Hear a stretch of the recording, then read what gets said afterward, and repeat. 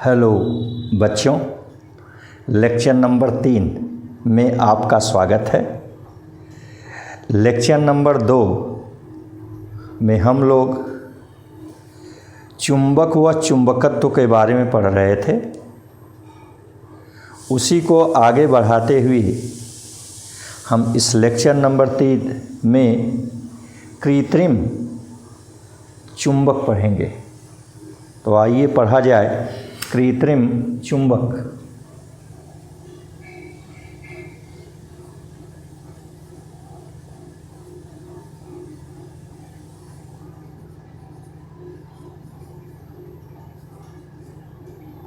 Artificial magnet.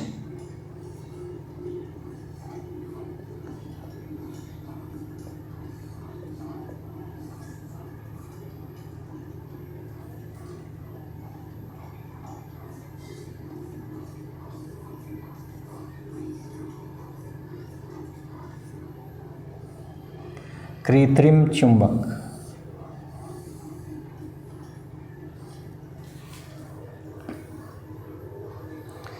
आप ध्यान दीजिए, गाय देखने में बड़ी सुंदर है, परंतु किंतु जब किंतु परंतु ये लग गया तो इसका मतलब कुछ गड़बड़ हो गया।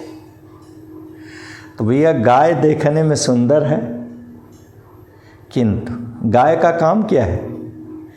वो हमें दूध देती है। तो वही किंतु लग गया कि गाय बड़ी सुंदर है किंतु दूध नहीं देती है। ठीक वही स्थिति यहाँ भी है। हम नेचुरल मैग्नेट पढ़े थे, प्राकृतिक चुंबक पढ़े थे। तो वहाँ आपने सुना भी कि प्राकृतिक चुंबकों का आकार, आकृति बेढब होती है, अनाप शनाप होती है।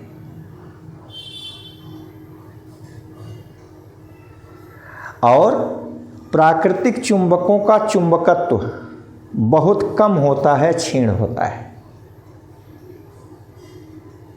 इसलिए हम व्यावहारिक जीवन में प्राकृतिक चुंबकों का उपयोग नहीं करते हैं।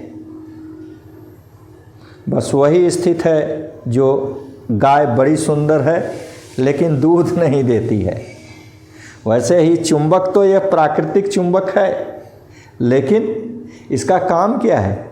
लोहे को अपनी ओर आकर्षित करने, अर्थात आकर्षित करने वाला गुण चुंबकत्व ही बहुत कम है, क्षीण है।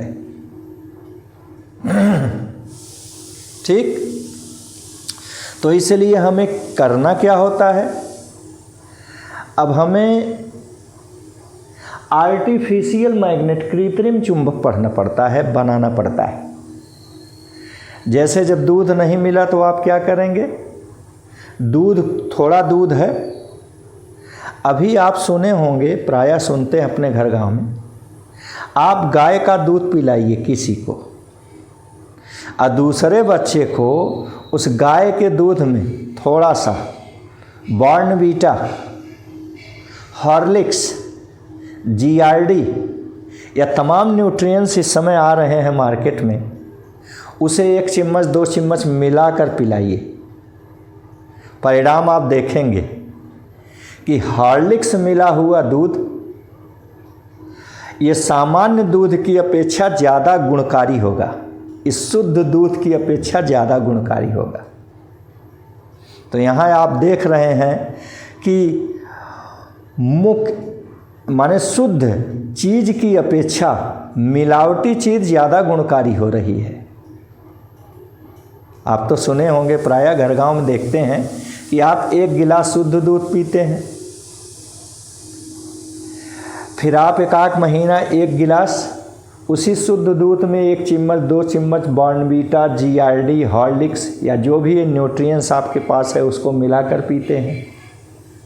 तो आप देखते हैं कि हॉर्लिक्स मिला हुआ दूध ज़्यादा गुणकारी होता है अपेक्षाकृत शुद्ध दूध के। ठीक वही स्थिति यहाँ भी है तो हम अपनी इच्छानुसार इस कृत्रिम चुंबक के चुंबकत्व को बढ़ा सकते हैं, घटा सकते हैं, बदल सकते हैं। हम अपनी इच्छानुसार इस कृत्रिम चुंबक के आकृति आकार को बदल सकते हैं। उदाहरण के लिए रेडियो अपने पास मान लीजिए है। रेडियो आप कभी खुला देखे हो तो उसमें चुंबक लगा होता है। तो अगर रेडियो छोटा है तो जाहिर सी बात है स्थान भी कम होगा। आपको चुंबक लगाना है। अगर चुंबक स्थान कम है तो उतने ही स्थान में उसी स्थान के अनुरूप आकार का, आकृति का चुंबक काटना होगा। तो इसलिए हम इस कृत्रिम चुंबक का आकार हम अपनी इच्छा अनुसार बनाते हैं। और जब चुंबक बड़ा है तो मान लीजिए चुंबकन ज़्यादा है, शक्तिशाली है। चुंबक छोटा है तो इसका मतलब चुंबकत्व उसका कम होगा, क्षीण होगा। तो हमको चुंबकत्व भी बढ़ाना है। तो हमने आपसे बताया कि हम चुंबकत्व को भी अपनी इच्छानुसार बढ़ा सकते हैं, घटा सकते हैं। इसीलिए हमें उन नेचुरल मैग्नेट के स्थान पर यह आर्टिफिशियल मैग्नेट की ज़रूरत पड़ती है। ठीक, तो ये आर्टिफिशियल मैग्नेट बनता कैसे है? मान लीजिए वास्तविक चुंबक है, नेचुरल मैग्नेट है, प्राकृतिक चुंबक है। एक कोई चुंबकीय पदार्थ है, मान लीजिए लोहा है। अब आप वास्तविक चुंबक से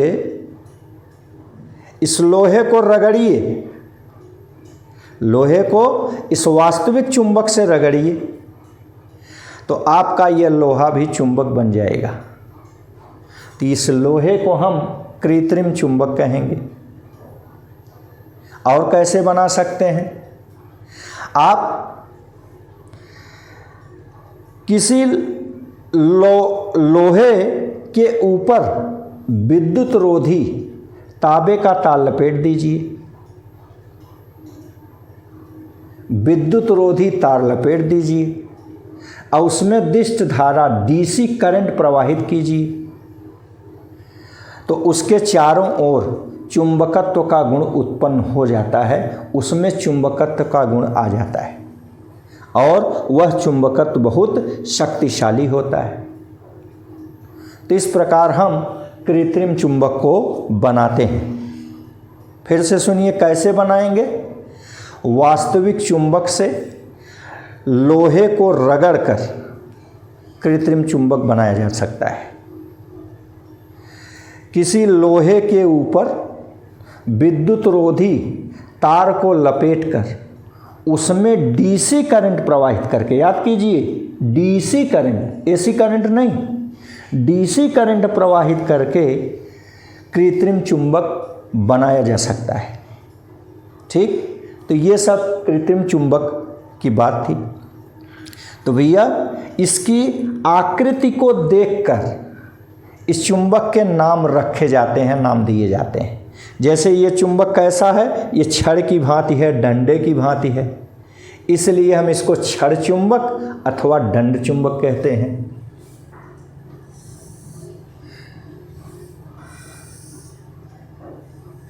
ये दंड चुंबक है।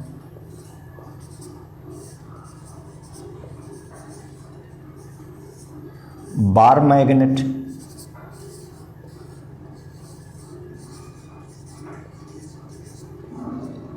ठीक। ऐसे ही यू शेप चुंबक या घोड़े के नाल के आकार का चुंबक, उसको हॉर्स शू मैग्नेट कहते हैं।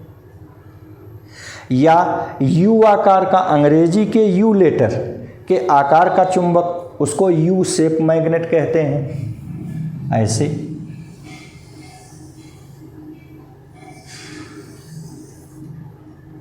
यू शेप,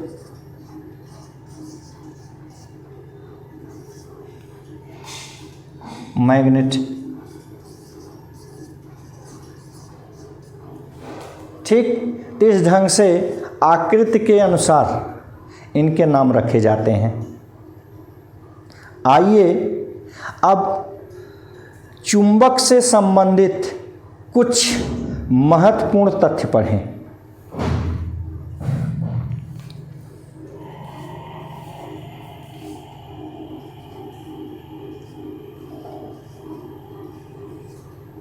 चुंबक से संबंधित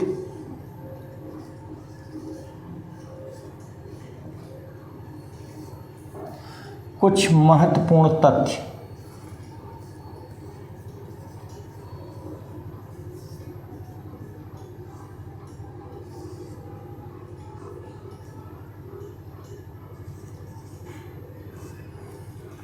Some important facts about magnet.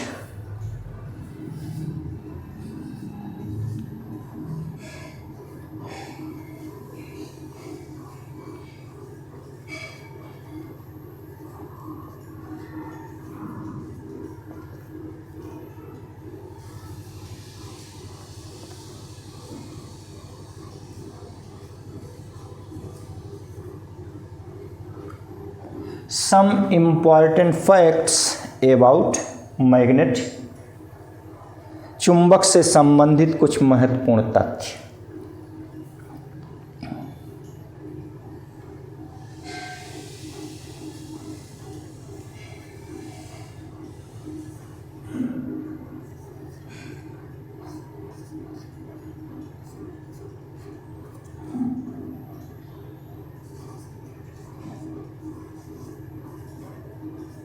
ये आकर्षण का गुण या आकर्षण गुण व ध्रुव,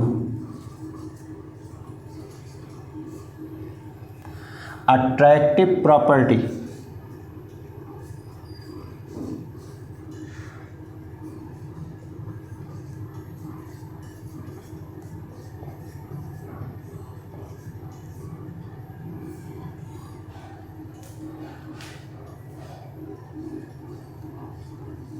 दिशा का गुण,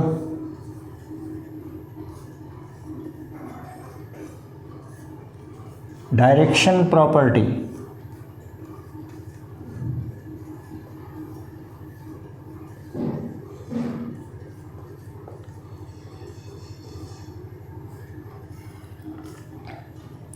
चुंबकीय अक्ष,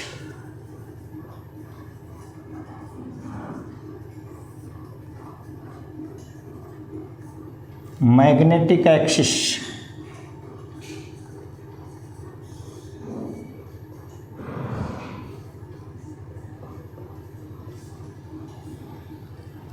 चुंबक की प्रभावकारी लंबाई,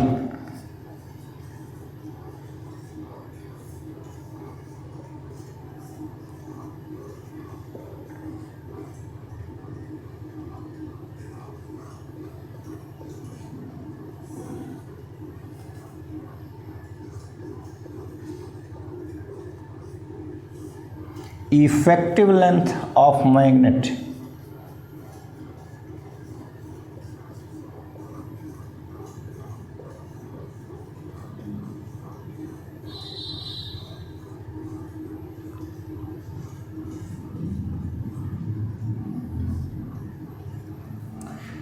NS ध्रुवों का युग्म,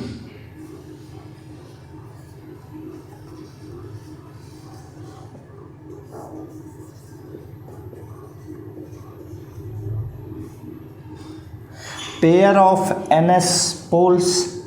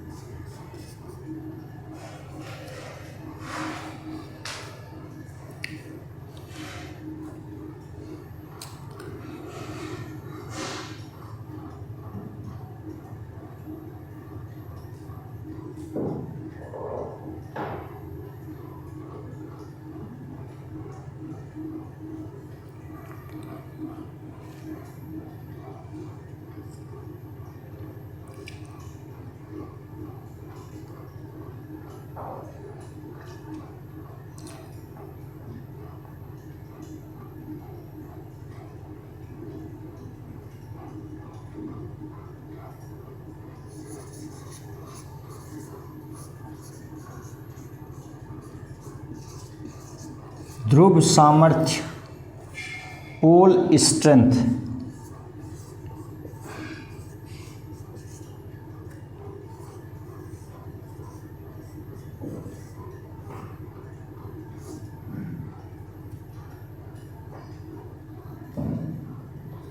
द्विध्रुव, चुंबकीय द्विध्रुव।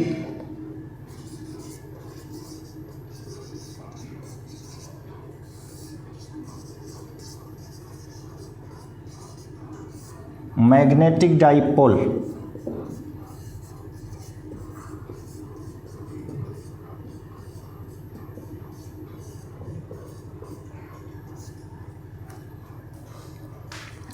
द्विध्रुव आघूर्ण।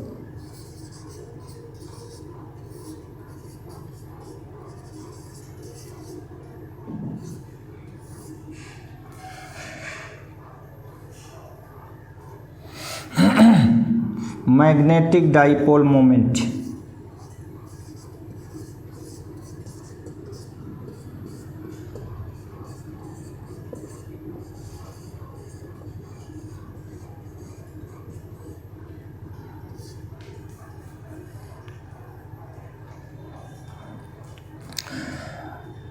विलगित ध्रुवों के बीच बल।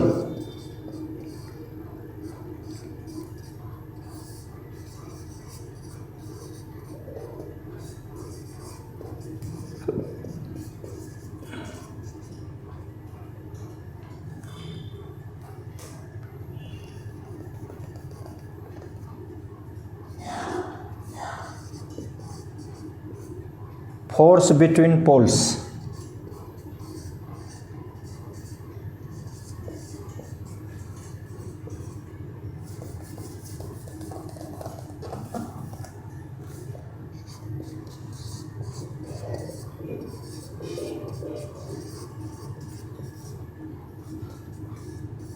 Isolated poles.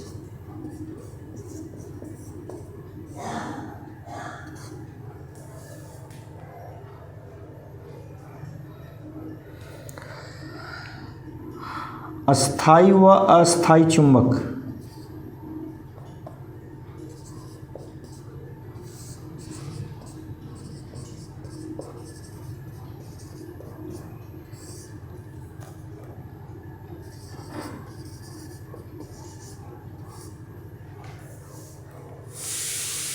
Permanent and temporary magnet.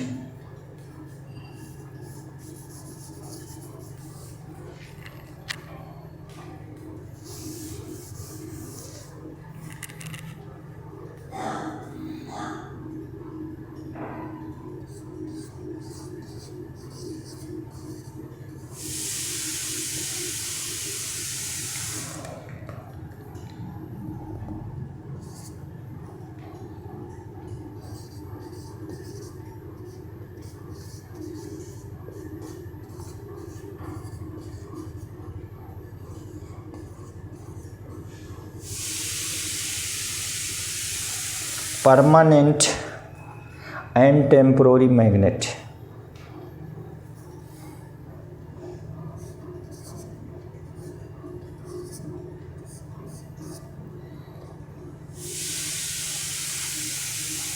विचुंबकन।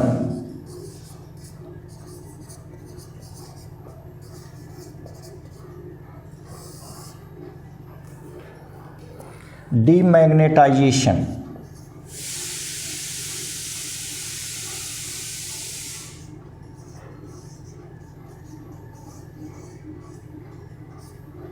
चुंबक रक्षक।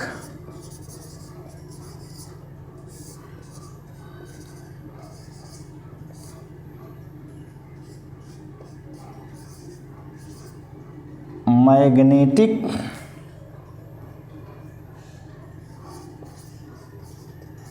कीपर।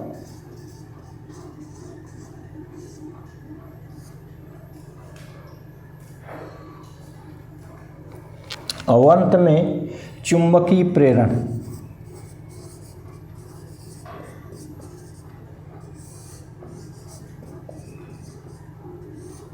Magnetic induction.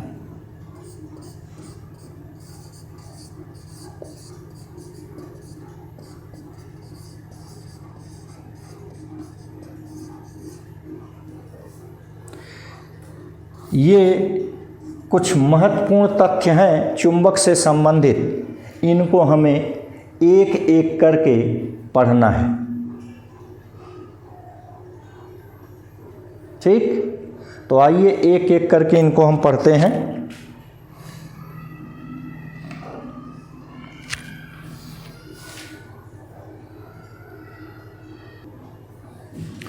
तो इस ढंग से यह चुंबक से संबंधित कुछ महत्वपूर्ण तथ्य हैं, इनको आइए एक एक करके हम पढ़ते हैं, देखते हैं। यहाँ इसको हम मिटा दे रहे हैं।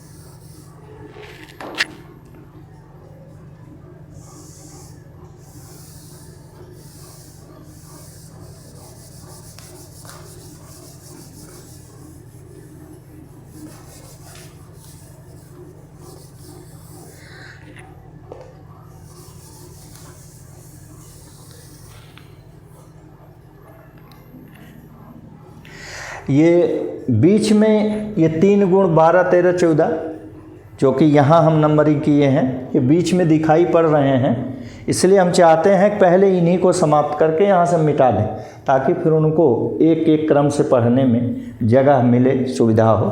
ठीक, तो आइए यहाँ सबसे पहले हम विचुंबकन देखते हैं, डीमैग्नेटाइजेशन देखते हैं। वास्तव में यह चुंबक है, इसका प्रयोग करते करते कुछ दिन पश्चात इसका चुंबकत्व तो घट जाता है, अर्थात आकर्षण शक्ति घट जाती है। और दूसरे ढंग से यदि हमें किसी चुंबक के चुंबकत्व को कम करना है, घटाना है, तो उसको हम कम कर सकते हैं, घटा सकते हैं। इसी क्रिया को हम कहते हैं चुंबक का विचुंबकन, डीमैग्नेटाइजेशन ऑफ मैग्नेट। अब कैसे कम करेंगे देखिए। पहली बात तो हमने आपसे कहा कि चुंबक को प्रयोग में लाते रहने से इसका चुंबकत्व तो कुछ घट जाता है। इस क्रिया को हम चुंबक का विचुंबकन कहते हैं, डीमैग्नेटाइजेशन ऑफ मैग्नेट कहते हैं। दूसरी बात, हम चुंबक के चुंबकत्व को अपनी इच्छानुसार घटा सकते हैं। अब कैसे घटा सकते हैं, ध्यान दीजिए। चुंबक को आप गर्म कर दीजिए, इसका ताप बढ़ा दीजिए, इसका चुंबकत्व घट जाएगा। नंबर 1, चुंबक को आप पीट दीजिए, किसी हथौड़े से आप चुंबक को पीट दीजिए, तब भी इसका चुंबकत्व तो घट जाएगा। और इस चुंबक के ऊपर विद्युत रोधी तार लपेटकर, याद रखिए थोड़ी देर पहले बताए थे, इसमें प्रत्यावर्ती धारा प्रवाहित कर दीजिए। वहाँ आप डीसी करंट प्रवाहित किए थे, दिष्ट धारा, और यहाँ आप प्रत्यावर्ती धारा प्रवाहित कर दीजिए, तो इस चुंबक का चुंबकत्व घट जाता है। प्रत्यावर्ती धारा का मान घटाकर 0 कर दीजिए, इस चुंबक का चुंबकत्व घट जाता है।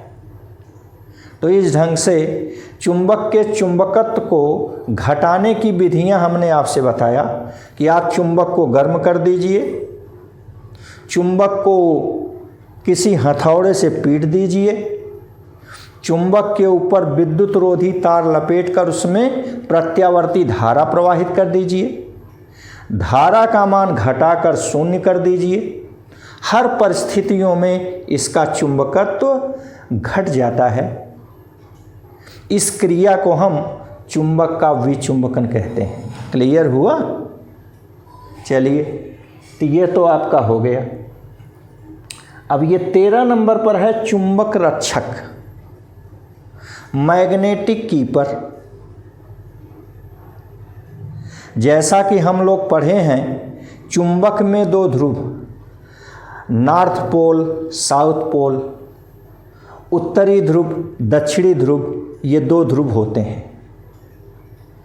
इन दोनों ध्रुवों की प्रवृत्ति होती है कि एक दूसरे के प्रभाव को कम कर दें, निष्फल कर दें, काट दें, कैंसिल कर दें। ये हमेशा इनकी प्रवृत्ति होती है। जब हम चुंबक को बहुत दिनों तक वैसे ही रख देते हैं तो इसी प्रभाव के कारण इनका विचुंबकन अपने आप होता रहता है और चुंबकत्व इनका नष्ट हो जाता है।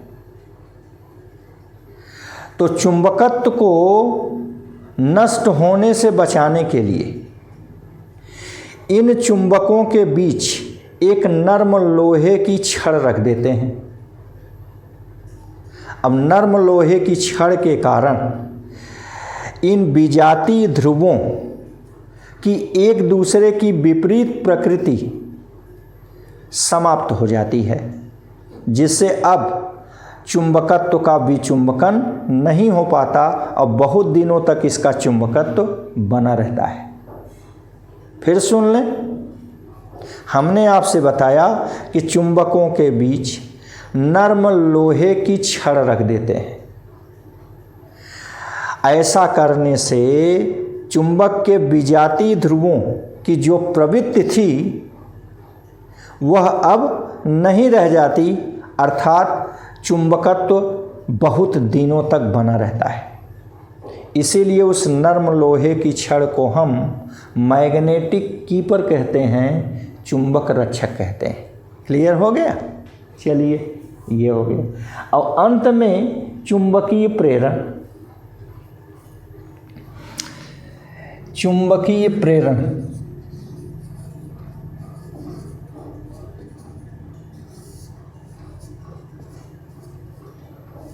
Magnetic induction.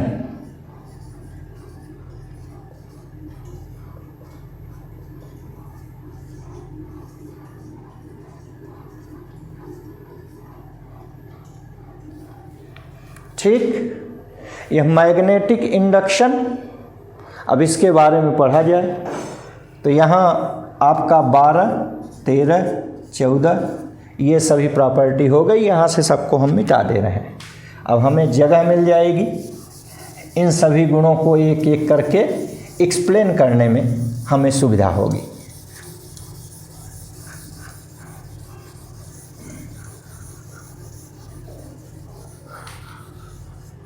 आइए अब एक एक कर आराम से हम लोग एक्सप्लेन करेंगे। तो ये है हमारे क्रम में 14वें नंबर पर, इसको हम लिखे थे तो ये 14 नंबर का हो गया। क्या है? चुंबकीय प्रेरण। याद कीजिए, हम लोग इससे पहले वैद्युत प्रेरण पढ़े हैं। ठीक उसी की भांति ये चुंबकीय प्रेरण भी है, मैग्नेटिक इंडक्शन भी है। ध्यान दें, यह प्रेरण, ये जो शब्द प्रेरणा है उससे बना है। प्रायः आप सुनते हैं कि किसी व्यक्ति की प्रेरणा से एक दूसरा व्यक्ति अच्छा हो जाता है, खराब हो जाता है, साधु हो जाता है, सज्जन हो जाता है। ऐसा हम आप सुने हैं।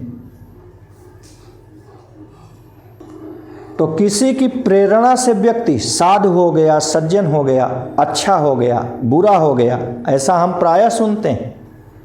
तो उसी प्रेरणा शब्द से ही ये प्रेरण लिया गया है। उदाहरण हम अपना ही लें। मान लीजिए हम कक्षा में, क्लास में फिजिक्स पढ़ा रहे हैं, यही चुंबकीय प्रेरण आपको पढ़ा रहे हैं। आपको हमने समझाया, आप बढ़िया समझ गए, लेकिन जैसे ही हम क्लास से बाहर निकलते हैं आप फिर भूलने लगते हैं, भूल जाते हैं। तो जब आपके सम्मुख हम उपस्थित हैं तब तक तो आपको आता रहता है हाँ हाँ सब ठीक है, लेकिन जैसे ही हम हटते हैं अब आप भूलने लगते हैं, आप भूल जाते हैं। ठीक वही स्थिति यहाँ भी है प्रेरणा और प्रेरण में। आप याद कीजिए, हम लोग वैद्युत प्रेरण पढ़े थे। जब किसी धनावेशित पदार्थ के समीप यह अनावेशित पदार्थ लाया जाता है तो प्रेरण द्वारा यह भी आवेशित हो जाता है। याद कीजिए हम लोग पढ़े थे, और ध्यान दीजिए क्या पढ़े थे। ये पास वाला सिरा विजातीय, जैसे ये धनावेशित है तो यह है पास वाला सिरा ऋणावेशित हो जाएगा, और यह दूर वाला सिरा सजातीय आवेश से आवेशित होता है। इसको हम वैद्युत प्रेरण कहते हैं। यह घटना वैद्युत प्रेरण कहलाती है। यह हम पढ़े हैं वैद्युत में। फिर से एक बार सुन लें। जब हम किसी धनावेशित पदार्थ के समीप अनावेशित पदार्थ लाते हैं तो वैद्युत प्रेरण द्वारा यह अनावेशित पदार्थ भी आवेशित हो जाती है, और इस प्रकार यह आवेशित होती है कि समीप वाला सिरा विजातीय तथा दूर वाला सिरा सजातीय आवेश से आवेशित होता है। जैसे ये धनावेशित है तो यह समीप वाला सिरा ऋणावेशित, और ये दूर वाला सिरा धनावेशित आवेश से आवेशित हो जाता है। इस घटना को हम वैद्युत प्रेरण कहते हैं। हम लोग इसको बहुत पहले पढ़ चुके हैं। चलिए आइए, हूबहू वैसे ही ये चुंबकीय प्रेरण है। ये कैसे है देखिए। जब किसी चुंबकीय पदार्थ मतलब चुंबक के समीप चुंबकीय पदार्थ जैसे लोहा लाया जाता है तो यह प्रेरण द्वारा चुंबक बन जाता है, अर्थात इसमें चुंबकत्व का गुण आ जाता है। फिर से सुन लें। जब किसी चुंबक के समीप चुंबकीय पदार्थ लाया जाता है तो चुंबकीय प्रेरण द्वारा यह पदार्थ भी चुंबकित हो जाता है, माने चुंबक बन जाता है। और इस प्रकार बनता है कि मान लीजिए चुंबक का यह उत्तरी ध्रुव है तो यह चुंबकीय पदार्थ का दक्षिणी ध्रुव हो जाता है, और यह दूर वाला सिरा उत्तरी ध्रुव हो जाता है। माने पास वाले सिरे पर विजातीय ध्रुव और दूर वाले सिरे पर सजातीय ध्रुव डेवलप हो जाता है, उत्पन्न हो जाता है। क्लियर है ना। इसीलिए चुंबक लोहे को अपनी ओर आकर्षित करता है। फिर से देख लें। मान लीजिए कि यह चुंबक है,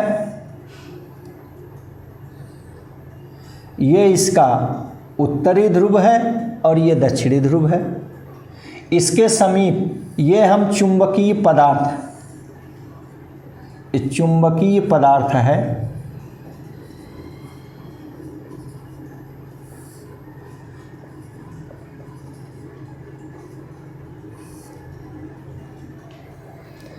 जैसे लोहा। तो जब हम चुंबक के समीप किसी चुंबकीय पदार्थ को लाते हैं तो प्रेरण द्वारा, चुंबकीय प्रेरण द्वारा यह लोहा भी चुंबक बन जाता है, इसमें भी चुंबकत्व उत्पन्न हो जाता है। ठीक। और इस प्रकार उत्पन्न होता है कि यह समीप वाला सिरा विजातीय तथा दूर वाला सिरा सजातीय ध्रुव ठीक बन जाता है। फिर से समझ लें।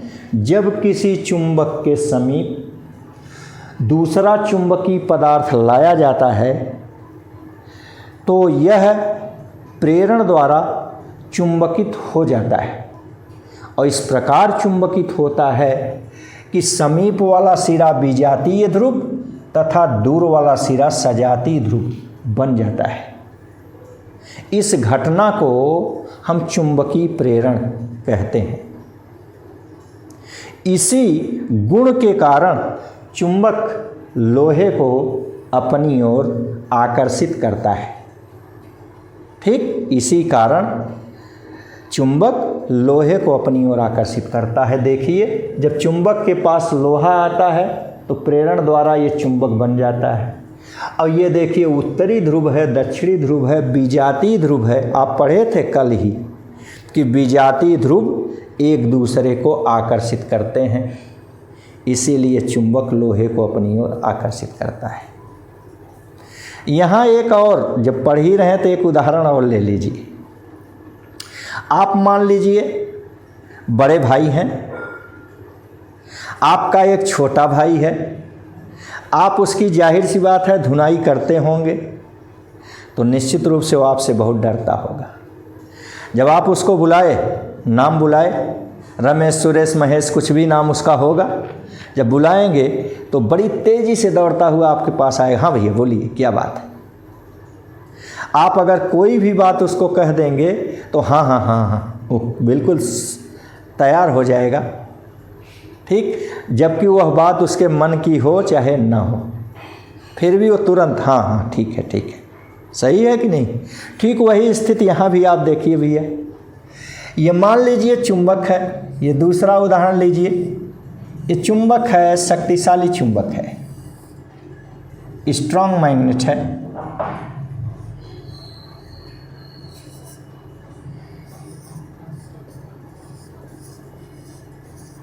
स्ट्रॉन्ग मैग्नेट,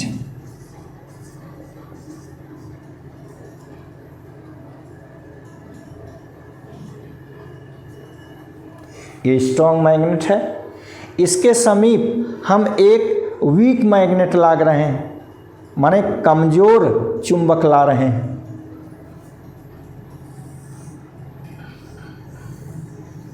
ये क्या है? ये वीक मैग्नेट है, क्षीण चुंबक है।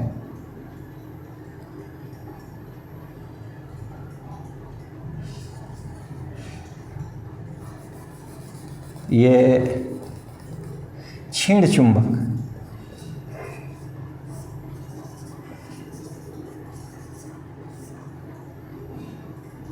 उत्तरी ध्रुव, दक्षिणी ध्रुव। ठीक, फिर से ध्यान दीजिए, हम एक शक्तिशाली चुंबक के समीप एक क्षीण चुंबक को ला रहे हैं। यद्यपि दोनों के सिरे सजाती हैं, फिर भी चुंबकीय प्रेरण द्वारा शक्तिशाली चुंबक के अनुसार वह क्षीण चुंबक भी चुंबक बन जाता है।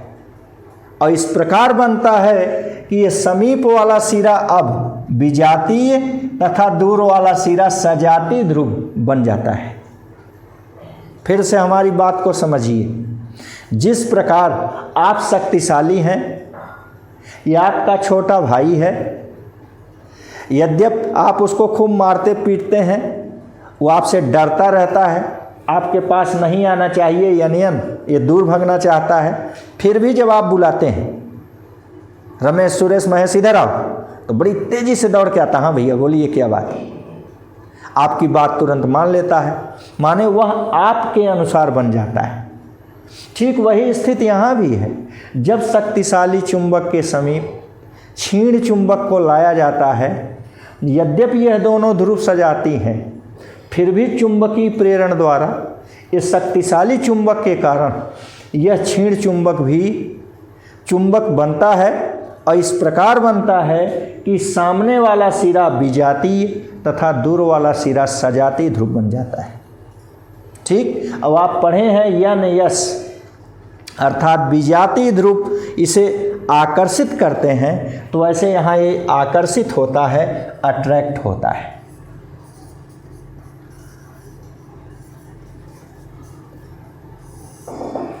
हम लोग पढ़े हैं कि समान ध्रुवों में प्रतिकर्षण होता है, बात सही भी है। लेकिन यहाँ देखिए यन यन, जब हम किसी शक्तिशाली चुंबक के समीप क्षीण चुंबक को लाते हैं, तो वहाँ समान ध्रुवों में प्रतिकर्षण नहीं, आकर्षण होता है। क्लियर है? अरे भाई, आपका वो छोटा भाई वो आपके अनुसार बन गया प्रेरण द्वारा।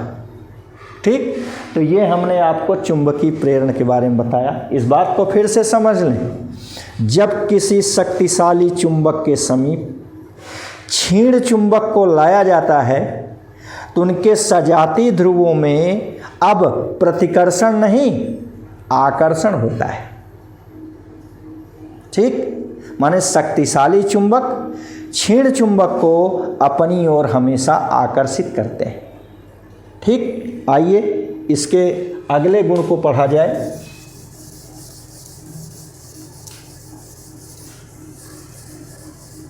ये पहला गुण है आकर्षण गुण।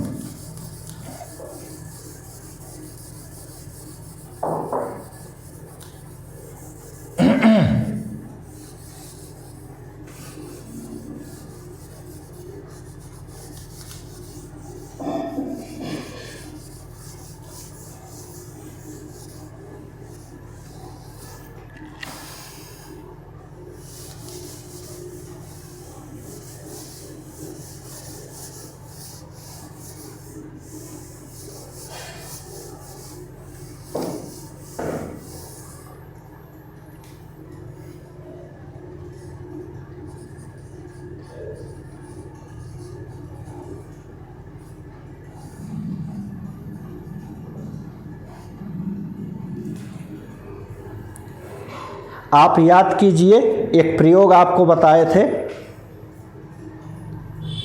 लोहे की छीलन भरी रकाब में जब चुंबक गिराया जाता है तो गुण के कारण लोहे की छीलन चुंबक पर चिपक जाती है। तो आपने कल बताया था सेकंड लेक्चर में कि किनारों पर अधिक छीलन चिपकी रहती है। जैसे जैसे हम बीच की ओर बढ़ते हैं छीलन की संख्या घटती जाती है, यहाँ तक कि बिल्कुल मध्य में एक भी छीलन नहीं चिपकी रहती। तो किनारों पर जहाँ छीलन अधिक चिपकी है आप कहते हैं कि वहाँ चुंबकत्व अधिक है, सर्वाधिक है। तो याद कीजिए, आप परिभाषा दिए थे कि वह क्षेत्र जहाँ चुंबकत्व सर्वाधिक होता है उसे ध्रुव कहते हैं। ध्रुव वह क्षेत्र है जहाँ चुंबकत्व सर्वाधिक होता है, मैक्सिमम होता है, और वह क्षेत्र जहाँ चुंबकत्व शून्य होता है उसे हम उदासीन क्षेत्र कहते हैं, न्यूट्रल रीजन कहते हैं। याद है? तो आपने देखा कि आकर्षण का गुण जहाँ सबसे अधिक है उसे हम क्या कहेंगे? ध्रुव कहेंगे। तो इसीलिए ये पहली प्रॉपर्टी आकर्षण का गुण व ध्रुव, ये हम पढ़े थे। क्लियर है? दूसरा दिशा का गुण। दिशा, इसके बारे में भी कल ही हम प्रयोग द्वारा बताए थे। किसी चुंबक को उसके गुरुत्व केंद्र से धागे द्वारा बांधकर स्वतंत्रता पूर्वक लटका दिया जाए तो कुछ देर पश्चात यह चुंबक सदैव उत्तर दक्षिण दिशा में ही ठहरता है। ठीक, इस गुण के कारण हम इसे दिशा का गुण कहते हैं, डायरेक्शनल प्रॉपर्टी कहते हैं। इसी गुण के आधार पर चुंबकीय सुई कंपास नीडल बनाई गई है। क्लियर है? फिर से एक बार सुन लें।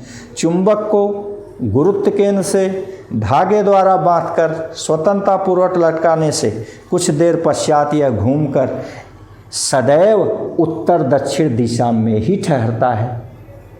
इस गुण के कारण हम इसे दिशा का गुण कहते हैं। ठीक है? आइए तीसरा गुण चुंबकीय अक्ष।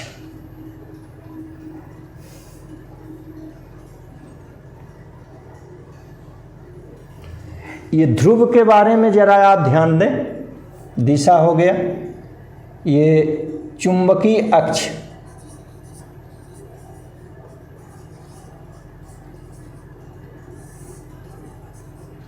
मैग्नेटिक एक्सिस, ये तीसरा। मान लीजिए ये चुंबक है। अगर चुंबक है तो जाहिर सी बात है इसमें दोनों ध्रुव होंगे, उत्तरी ध्रुव दक्षिणी ध्रुव।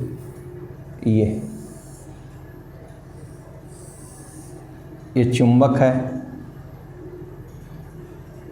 ये नॉर्थ पोल है और ये साउथ पोल है।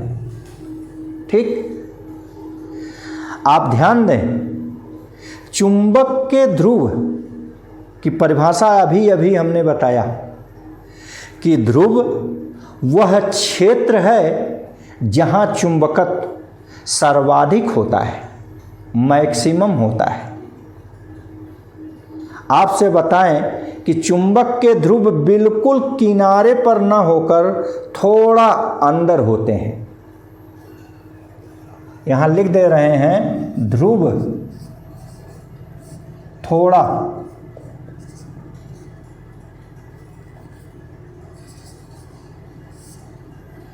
अंदर होते हैं।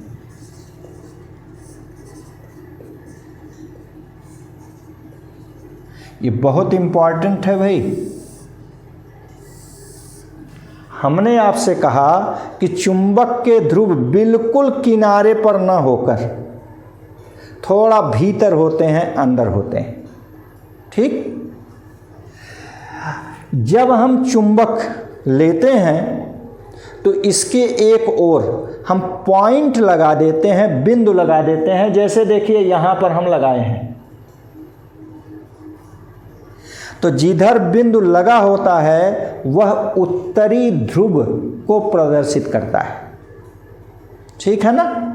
आप जब भी देखेंगे, अपने लैब में देखेंगे, तो छड़ चुंबक के ऊपर लाल रंग का पेंट लगा रहता है और उस पर सफ़ेद रंग का बिंदु बना रहता है, और जो पॉइंट बना है, बिंदु बना है, वह सिरा उत्तरी ध्रुव को निरूपित करता है। तो जाहिर सी बात है, अगर एक ध्रुव क्लियर हो गया तो दूसरा शेष ध्रुव, जब ये उत्तरी है तो वो दक्षिणी ध्रुव हो जाएगा, साउथ पोल हो जाएगा।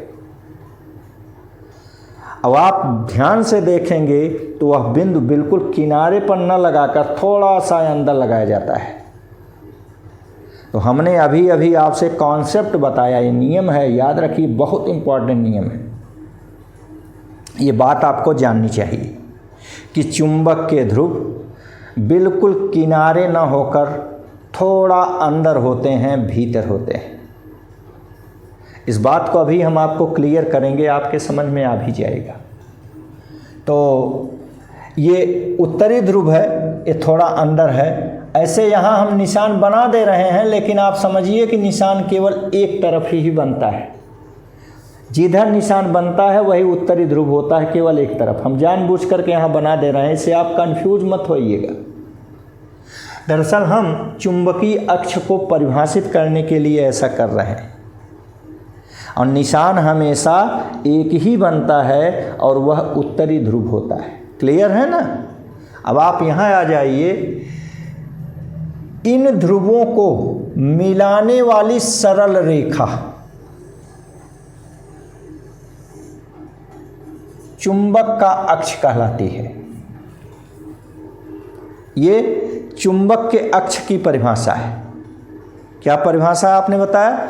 चुंबक के ध्रुवों को मिलाने वाली सरल रेखा को चुंबक का अक्ष कहते हैं।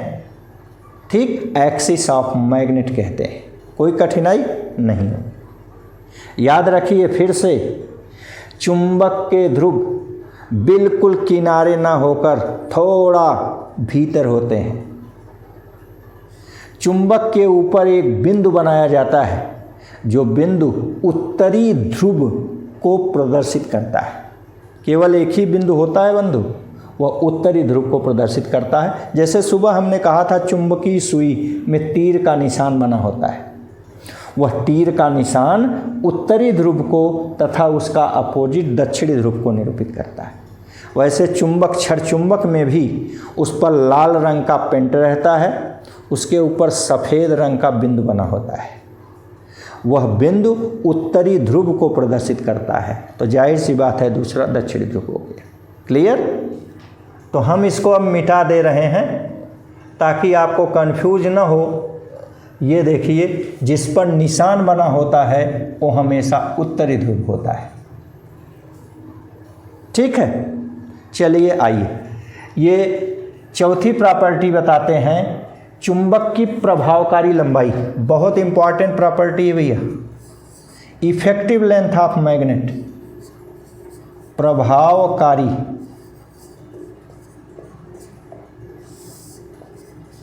लंबाई,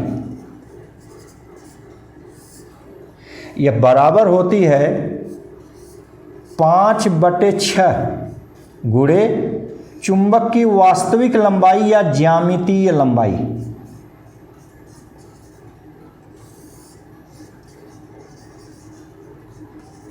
ये बहुत ही इंपॉर्टेंट सूत्र संबंध है, इसको याद रखिए। चुंबक की प्रभावकारी लंबाई 5/6 गुणे चुंबक की वास्तविक लंबाई या ज्यामितीय लंबाई के बराबर होती है। सबसे पहले तो प्रभावकारी लंबाई की परिभाषा हम बता दें। चुंबक के ध्रुवों के बीच की दूरी को चुंबक की प्रभावकारी लंबाई कहते हैं। प्रभावकारी लंबाई समझ गए? चुंबक के ध्रुवों के बीच की दूरी को चुंबक की प्रभावकारी लंबाई कहते हैं। जैसे यहां आप चुंबक की प्रभावकारी लंबाई देखिए, निकालिए। मान लीजिए चुंबक की वास्तविक लंबाई, माने इस सिरे से लेकर इस सिरे तक, ये वास्तविक लंबाई है, ज्यामितीय लंबाई है, मान लीजिए 6 सेंटीमीटर है। मानने को कह रहे हैं, कुछ भी हो सकती है, 12 सेंटीमीटर, 15 सेंटीमीटर, 1, 2, 3, 4 कुछ भी हो सकती है। ठीक, तो हमने मान लिया कि माना चुंबक की वास्तविक लंबाई माने ज्यामितीय लंबाई, एक सिरे से दूसरे सिरे के बीच की दूरी 6 सेंटीमीटर है। तो आप देखिए जरा प्रभावकारी लंबाई कितनी हो जाएगी। प्रभावकारी लंबाई आपके इस सूत्र से बराबर 5/6 गुणे 6, 6 से कट गया तो आ गया 5 सेंटीमीटर आया। प्रभावकारी लंबाई, प्रभावकारी लंबाई की परिभाषा अभी बताए थे, चुंबक के ध्रुवों के बीच की दूरी। देखिए चुंबक के ध्रुवों के बीच की दूरी यहां से यहां तक, देख रहे हैं, ये चुंबक के ध्रुवों के बीच की दूरी है। ये कितना आ गई? 5 सेंटीमीटर। आपके कैलकुलेशन से, इस सूत्र से 5 सेंटीमीटर का अर्थ क्या निकला, आशय देखिए क्या निकला। भैया चुंबक की वास्तविक लंबाई तो 6 सेमी है, इसकी प्रभावकारी लंबाई 5 सेमी आ गई सूत्र से। तो इसका मतलब ये हुआ कि आधा सेंटीमीटर अंदर इधर है ध्रुव और आधे सेंटीमीटर अंदर इधर है ध्रुव। आधा और आधा मिलकर 1 सेंटीमीटर हो गया। इसीलिए देखिए 1 सेंटीमीटर ये घट गई, 5 सेमी हो गई। फिर से हमारी बात समझिए, चुंबक की ज्यामितीय लंबाई, वास्तविक लंबाई 6 सेमी है, प्रभावकारी लंबाई सूत्र से 5 सेमी आई। इसका अर्थ क्या निकला कि आधा सेंटीमीटर इधर अंदर और आधा सेंटीमीटर इधर अंदर, आधा और आधा सेंटीमीटर मिलकर 1 सेंटीमीटर, वही घट गया, 5 हो गया। अब आप समझ गए जो अभी थोड़ी देर पहले हमने आपसे कहा था भैया चुंबक के ध्रुव बिल्कुल किनारे न होकर थोड़ा अंदर होते हैं, भीतर होते हैं। ये बात क्लियर हो गई?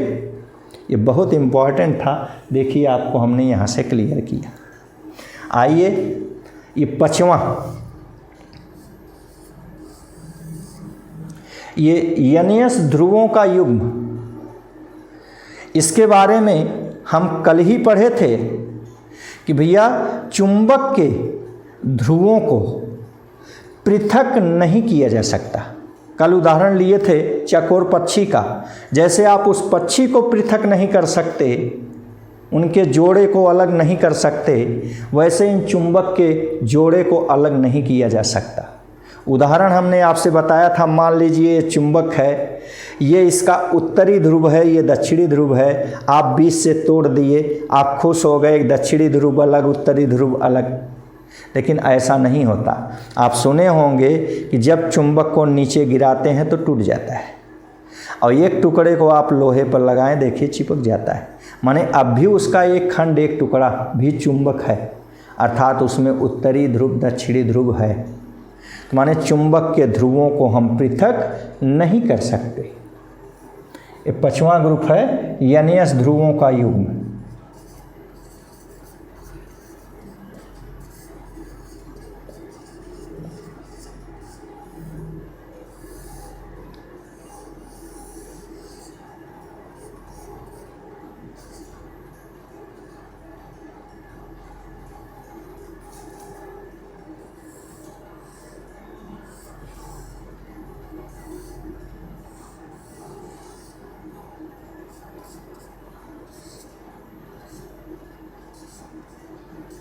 देखिए, जब हम चुंबक को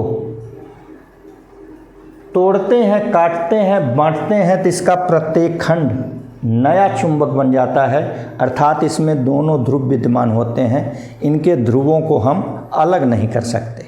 इस बात को हम चर्चा किए थे अभी सुबह ही। ठीक, आगे चलिए। ये बहुत इम्पॉर्टेंट है।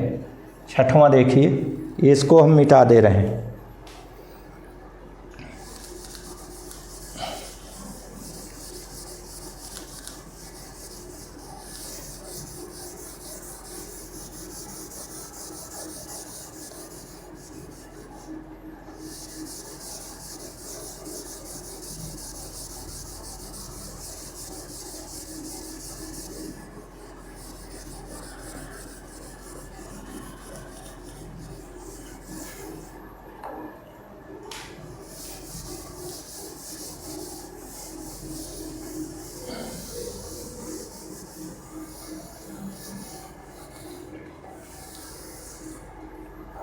छठवीं प्रॉपर्टी है कि भैया चुंबक की सही पहचान आकर्षण नहीं प्रतिकर्षण है। चुंबक की सही पहचान प्रतिकर्षण है। जब भी आप ध्यान दीजिए, हमने नाम लिया चुंबक। सुबह भी हमने उदाहरण लिया था कि भैया ये मिर्चा है, तो आप तुरंत समझ गए, दिमाग बताया आपका कि अरे तब तो तीखा है। वैसे ही हमने कहा ये चुंबक, तो आप तुरंत समझ गए, ओ तब तो ये लोहे को अपनी ओर आकर्षित करेगा।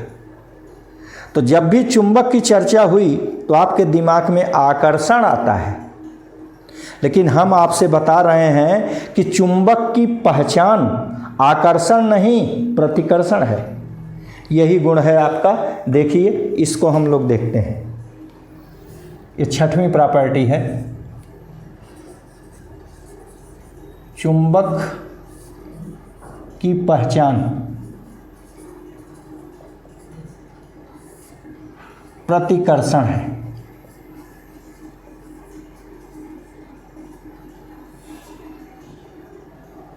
ठीक, उदाहरण तो आप समझ गए होंगे। जैसे हमने कहा मिर्चा, तो दिमाग आपका बताया तीखा। हमने कहा चुंबक, दिमाग आपका बताया अच्छा तो लोहे को अपनी ओर आकर्षित करेगा। तो जब भी चुंबक का नाम आया तो आपके दिमाग में आकर्षण आया। तो हम आपसे ये बताना चाह रहे हैं कि चुंबक की पहचान आकर्षण नहीं प्रतिकर्षण है। देखिए कैसे। मान लीजिए कि ये है नीचे, ये चुंबक है। चुंबक का मतलब इसमें उत्तरी ध्रुव है, दक्षिणी ध्रुव है। ठीक, और हमारे हाथ में ये देखिए, ये एक छड़ है, ये छड़ है।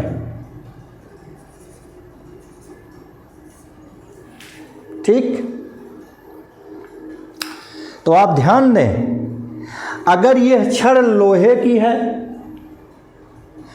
तब तो यह चुंबक इसको आकर्षित करेगा, ये तो तय है।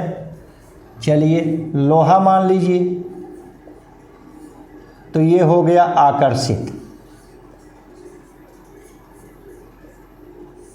ठीक, चलिए एक दूसरा उदाहरण लेते हैं।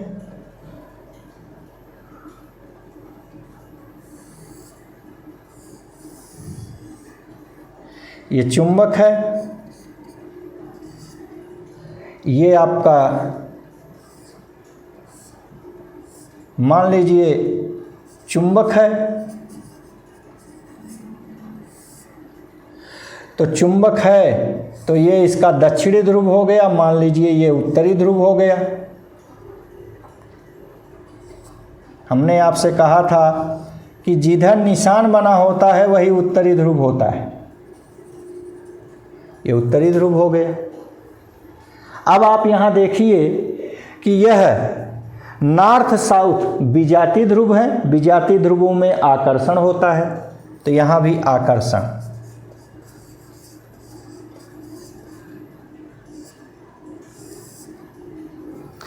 और अंत में ये तीसरा उदाहरण लीजिए, तीसरा चित्र। ये हमारा उत्तरी ध्रुव है और ये दक्षिणी ध्रुव है, और ये हमारा चुंबक है। ये चुंबक का हम इधर देखिए उत्तरी ध्रुव लाए और ये दक्षिणी ध्रुव है।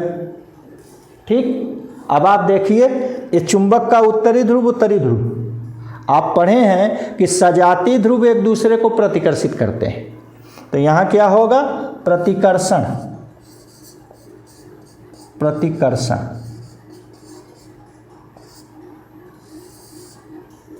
क्लियर? तो आप जरा तीनों को ध्यान से फिर से समझिए। अगर लोहा है तो आकर्षण, चुंबक है तब भी आकर्षण। अब आपके पास कोई ऐसी विधि नहीं है कि इन दोनों आकर्षण को देखकर आप बता सकें कि आखिर ये लोहा है कि चुंबक है। आकर्षण तो यहाँ भी हो रहा है, आकर्षण यहाँ भी हो रहा है। माने आकर्षण को देख करके हम चुंबक की पहचान नहीं कर सकते। फिर हमारी बात फिर से समझिए।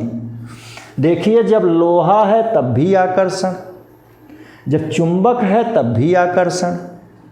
इसका अर्थ ये हुआ कि इस आकर्षण से लोहा है कि चुंबक है इसकी पहचान नहीं हो पा रही है।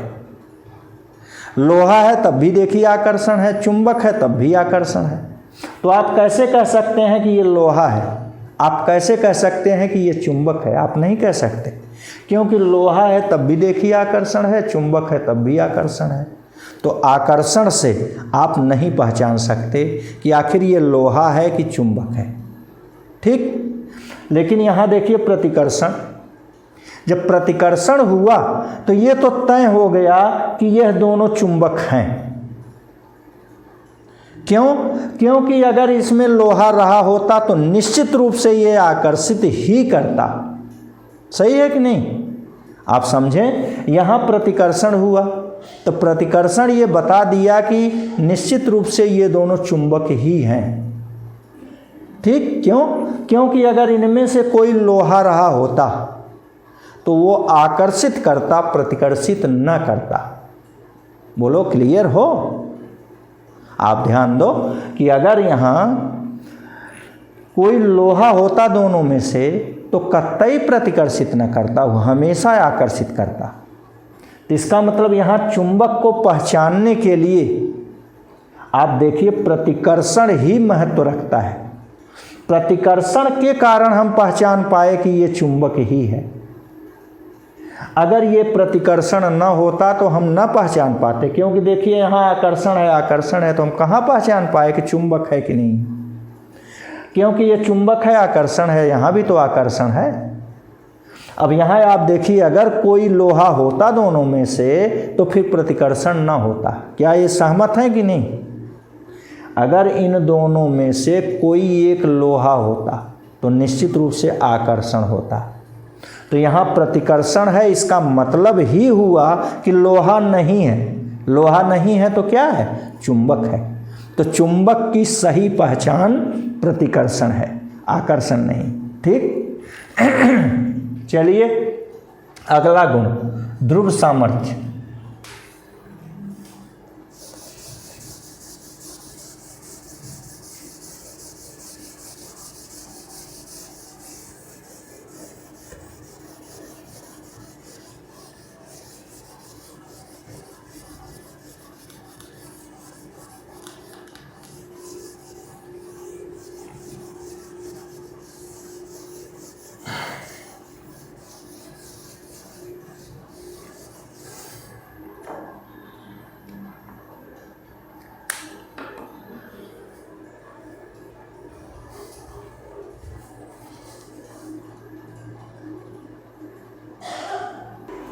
ये अगला बिंदु ध्रुव सामर्थ्य 7 नंबर, ध्रुव सामर्थ्य, पोल स्ट्रेंथ।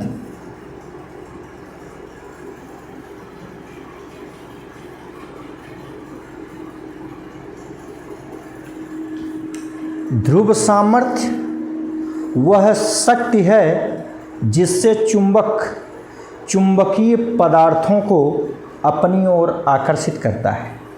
फिर से सुन लें, ध्रुव सामर्थ्य वह शक्ति है जिससे चुंबकीय पदार्थों को अपनी ओर आकर्षित करता है। इसे स्मॉल m से निरूपित करते हैं, स्मॉल m। यह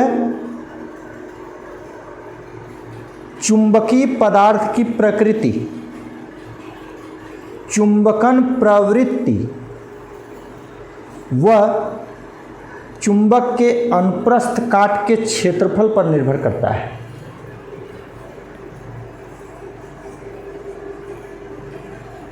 चुंबकीय पदार्थ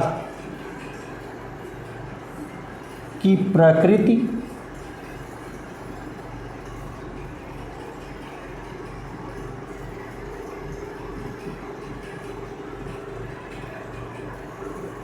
चुंबकन प्रवृत्ति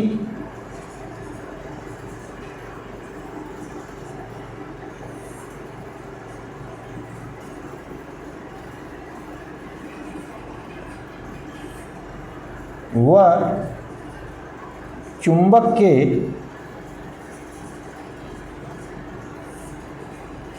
अनुप्रस्थ काट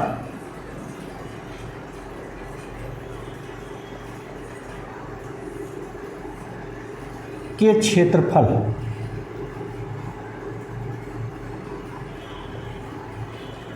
पर निर्भर करता है।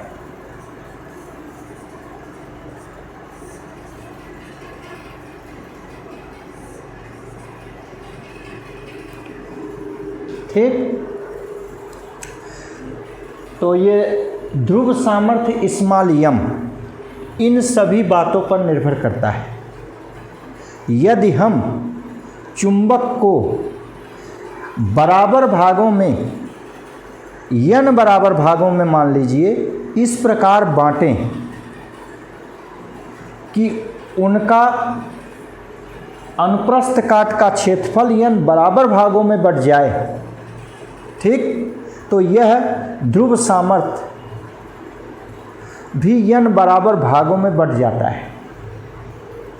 उदाहरण के लिए यहाँ देखिए, जैसे ये चुंबक है,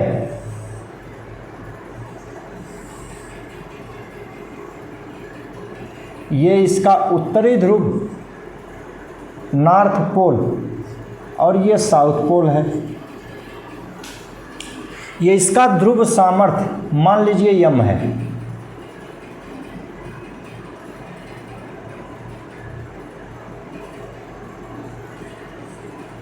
ठीक, ध्रुव सामर्थ्य m है। हमने इस चुंबक को देखिए इस प्रकार से बांटा, ऐसे। तो अब आप देखिए इसका अनुप्रस्थ काट a/2 हो गया, पहले a था, अब a/2 दो बराबर भागों में इस प्रकार बांटा का अनुप्रस्थ काट आधा आधा हो गया, ठीक। तब इसका ध्रुव सामर्थ्य m से m/2 हो जाता है। अगर ये ध्रुव सामर्थ्य m डैश अब हो तो m डैश बराबर m/2, मतलब अनुप्रस्थ काट के बदलने पर ध्रुव सामर्थ्य उसी अनुसार बदल जाता है। मान लीजिए यदि हम इसी चुंबक को इस प्रकार काटते,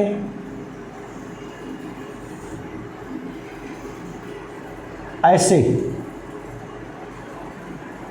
इसकी लंबाई पहले मान लीजिए l थी, अब ऐसा काटने पर लंबाई l/2 हो जाती, लेकिन अनुप्रस्थ काट अब भी देखिए ए ही है। तो जब अनुप्रस्थ काट नहीं बदलता, यहाँ देखिए लिखा है कि अनुप्रस्थ काट के क्षेत्रफल पर निर्भर करता है, ये नहीं बदलता तो फिर ध्रुव सामर्थ्य नहीं बदलेगा। इसको अगर हम यम डबल डैश कह दें तो यम डबल डैश बराबर यम होगा, जो ध्रुव सामर्थ्य पहले था वही ध्रुव सामर्थ्य होगा। क्लियर है? ध्रुव सामर्थ्य वह शक्ति है जिससे चुंबकीय पदार्थों को अपनी ओर आकर्षित करता है। अगर अनुप्रस्थ काट का क्षेत्रफल बदल जाएगा तो उसी के अनुसार ध्रुव सामर्थ्य भी बदल जाता है। यदि आप अनुप्रस्थ काट के क्षेत्रफल को आधा कर दें तो ध्रुव सामर्थ्य भी आधा हो जाता है। अगर इनको काट कर n भागों में बांट दें तो ध्रुव सामर्थ्य भी n भागों में बंट जाता है। जैसे M triple dash equal M by N. कब? जब ए ट्रिपल डैश या A dash equal A by N. अगर हम ए को ए बाई एन कर दें तो हमारा ये ध्रुव सामर्थ्य यम बाई एन हो जाता है। ठीक, तो आइए और आगे का प्रकरण पढ़ें, चुंबकीय द्विध्रुव। 8वां चुंबकीय द्विध्रुव।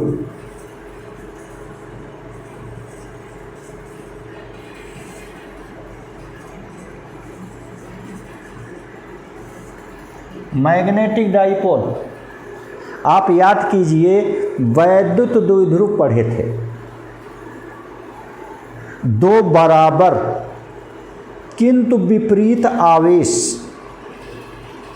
एक दूसरे से अल्प दूरी पर स्थित हों तो वे वैद्युत द्विध्रुव बनाते हैं। यह आप पढ़े थे। Two equal and an opposite charges separated by very small distance constitute an electric dipole. दो बराबर किंतु विपरीत आवेश एक दूसरे से अति सूक्ष्म दूरी पर स्थित हों तो वो वैद्युत द्विध्रुव बनाते हैं। ठीक उसी प्रकार ये चुंबकीय द्विध्रुव भी है। ये आप देखिए, ये जो नॉर्थ पोल है, उत्तरी ध्रुव है, इसका ध्रुव सामर्थ्य प्लस यम मानते हैं, और ये जो साउथ पोल है इसका ध्रुव सामर्थ्य माइनस यम माना जाता है। याद रखिए, यह है नॉर्थ पोल का ध्रुव सामर्थ्य प्लस यम और साउथ पोल का ध्रुव सामर्थ्य माइनस यम माना जाता है। यह एक अदिश राशि है। जैसे आवेश एक अदिश राशि है, वैसे यह ध्रुव सामर्थ्य भी एक अदिश राशि है। आवेश का मात्रक कूलाम या एम्पियर सेकंड होता है, Q बराबर IT। वैसे ही ध्रुव सामर्थ्य का मात्रक एम्पियर मीटर होता है। इसका मात्रक एम्पियर मीटर। ध्रुव सामर्थ्य का मात्रक एम्पियर मीटर होता है। ठीक, तो उत्तरी ध्रुव का ध्रुव सामर्थ्य प्लस यम और दक्षिणी ध्रुव का ध्रुव सामर्थ्य माइनस यम होता है। यह एक अदिश राशि है, इसका मात्रक एम्पियर मीटर होता है। ये ठीक उसी प्रकार है जिस प्रकार वैद्युत आवेश होता है। तो जैसे वहाँ दो बराबर और विपरीत आवेश माने प्लस Q माइनस Q एक दूसरे से अल्प दूरी पर स्थित थे, ठीक, तो वहाँ वैद्युत द्विध्रुव बनाए थे। यहाँ भी प्लस यम और माइनस यम एक दूसरे से बहुत अल्प दूरी पर, सूक्ष्म दूरी पर स्थित हो तो यह चुंबकीय द्विध्रुव बनाते हैं।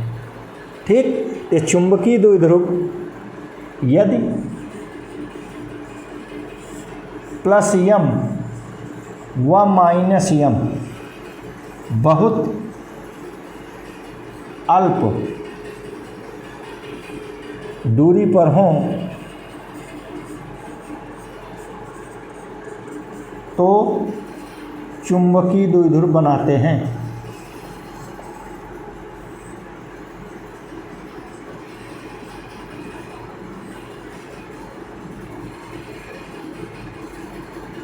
हूबहू एकदम वैद्युत द्विध्रुव की भांति है। जैसे यहाँ आप देखिए, ये है, ये आपका उत्तरी ध्रुव है और ये आपका दक्षिणी ध्रुव है। इसका ध्रुव सामर्थ्य प्लस m और दक्षिणी ध्रुव का ध्रुव सामर्थ्य माइनस m। इसके बीच की दूरी 2l। ठीक, बहुत सूक्ष्म है, अति सूक्ष्म है, तो ये चुंबकीय द्विध्रुव बनाते हैं। अब आइए पढ़ते हैं चुंबकीय द्विध्रुव आघूर्ण। जैसे वहाँ हम लोग वैद्युत द्विध्रुव आघूर्ण पढ़े थे, वैसे यहाँ पर चुंबकीय द्विध्रुव आघूर्ण। वैद्युत द्विध्रुव आघूर्ण को हम कैपिटल P से निरूपित किए थे। वैद्युत द्विध्रुव आघूर्ण को परिभाषित आपने किया था, दोनों आवेशों में से कोई एक आवेश तथा दोनों आवेशों के बीच की दूरी के गुणनफल को वैद्युत द्विध्रुव आघूर्ण कहते हैं। इसे कैपिटल P से निरूपित करते हैं, तो P बराबर Q गुणे 2L, वही 2QL हो गया था, याद कीजिए। वैसे ही भैया ये चुंबकीय द्विध्रुव आघूर्ण है। ये 8 नंबर,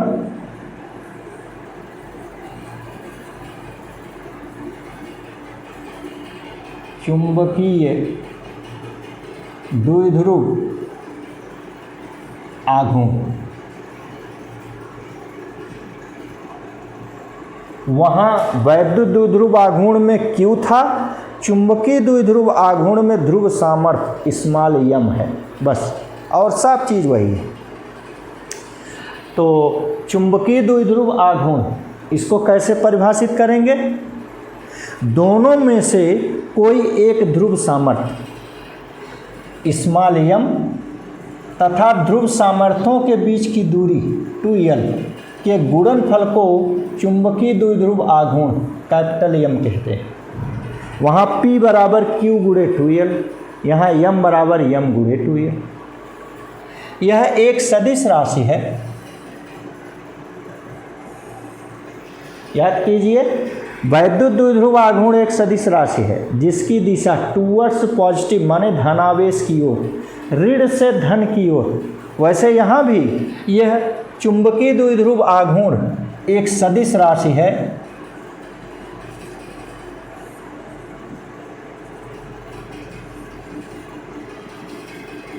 इसकी दिशा टूवर्ड्स पॉजिटिव धन की ओर माने -m से +m, मतलब साउथ से नॉर्थ की ओर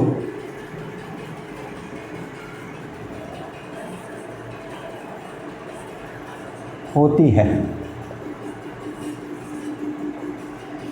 ठीक, वहाँ टूवर्ड्स पॉजिटिव माने ऋण से धन की ओर, यहाँ भी ऋण m से धन m की ओर, ऋण m माने साउथ से धन m माने नॉर्थ की ओर होती है। ठीक है ना, तो ये हो गए। अब आइए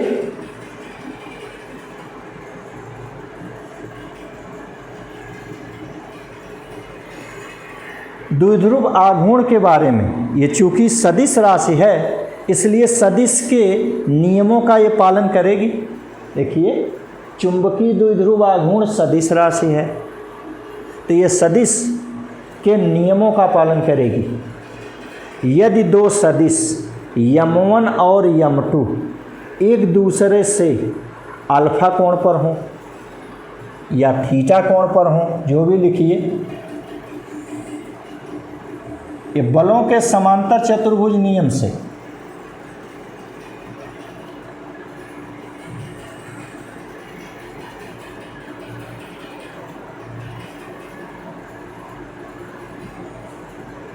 ये कैपिटल M1 एक कैपिटल M2, ये सदिश है, वेक्टर है, इनके बीच का कोण थीटा है, और ये इनका परिणामी कैपिटल M है। तो बलों के समांतर चतुर्भुज के नियम के अनुसार capital M square equal capital M1 square plus capital M2 square plus 2 capital M1 into capital M2 into cos theta, जहाँ थीटा इनके बीच का कोण है। ये आप वेक्टर में पढ़े हैं, फिजिक्स में भी पढ़े हैं, हर जगह पढ़े हैं। यदि इनका यह परिणामी M1 के साथ अल्फा कोण बनाए तो इनका tan अल्फा बराबर M2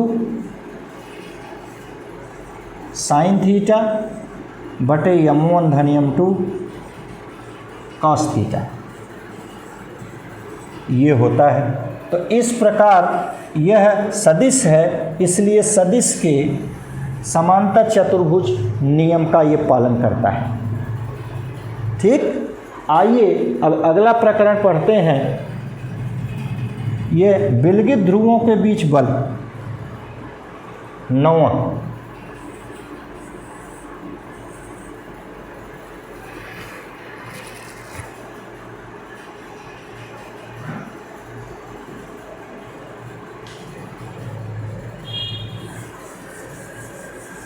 इसको मिटा करके पढ़ते हैं, विलगित ध्रुवों के बीच बल। ये बल भी ठीक उसी प्रकार से है जैसे वैद्युत बल था। वैद्युत बल में हम लोग पढ़े थे, दो स्थिर बिंदु आवेशों के बीच लगने वाला वैद्युत बल कूलाम के नियम से F बराबर 1/4 पाई एप्सिलॉन 0 Q1 Q2 बटे R स्क्वायर। याद है? हूबहू वही नियम यहाँ भी लगता है। विलगित चुंबकीय ध्रुवों के बीच बल, ये 10 नंबर।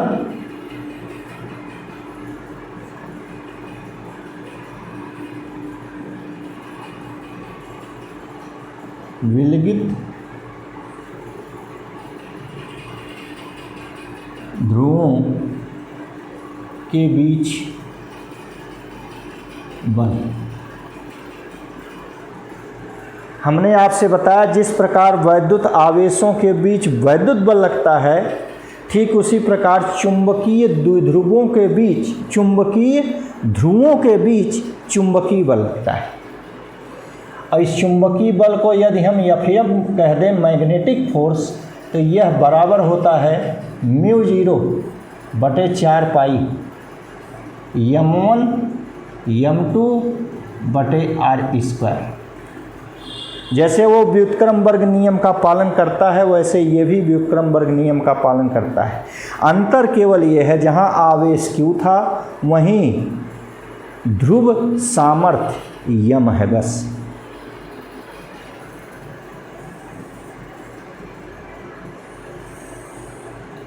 यहाँ इस μ0 को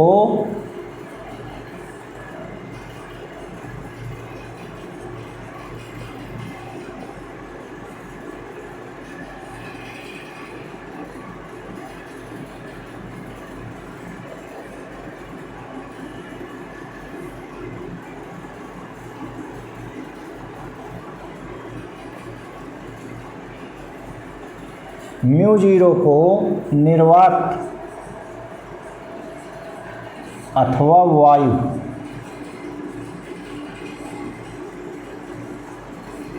की चुंबकशीलता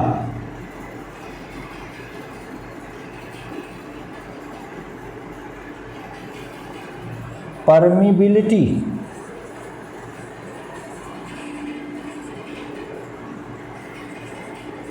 ऑफ फ्री स्पेस कहते हैं। ठीक, इसका मान 4 पाई गुणे 10 की घात 7 न्यूटन बटे एम्पियर स्क्वायर या वेबर बटे एम्पियर मीटर होता है। इसका मात्रक न्यूटन बटे एम्पियर स्क्वायर अथवा वेबर बटे एम्पियर मीटर ये होता है। ठीक है, तो इस ढंग से सीजीएस पद्धति में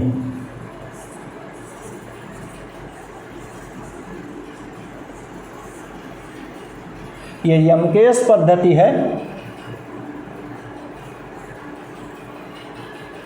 सीजीएस पद्धति में यह एफएम बराबर m1 m2 बटे आर स्क्वायर ये होता है। यह कांस्टेंट का मान सीजीएस पद्धति में 1 होता है। ठीक, ये सब बाद में देखा जाएगा। अब आगे पढ़िए अस्थाई व अस्थाई चुंबक। अस्थाई व अस्थाई चुंबक, परमानेंट एंड टेम्पोररी मैग्नेट। जब चुंबक का चुंबकत्व बहुत दिनों तक बना रहता है तो उसे हम अस्थाई चुंबक कहते हैं। अस्थाई चुंबक कोबाल्ट, लोहा इत्यादि के बनाए जाते हैं, निकिल। चुंबकत्व बहुत दिनों तक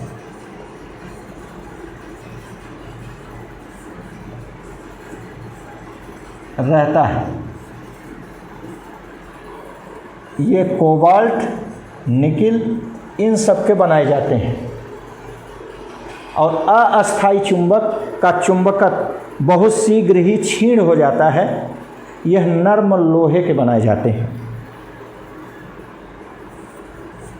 अस्थाई अस्थाई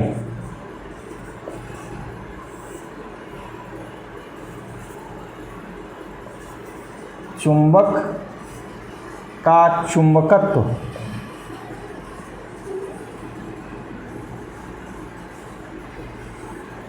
शीघ्र ही क्षीण हो जाता है।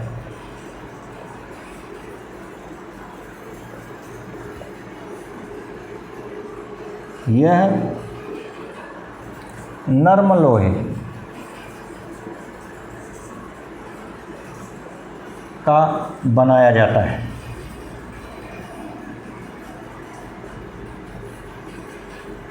ये काफ़ी लंबा लेक्चर हो गया, चलिए छोड़िए, थैंक्स।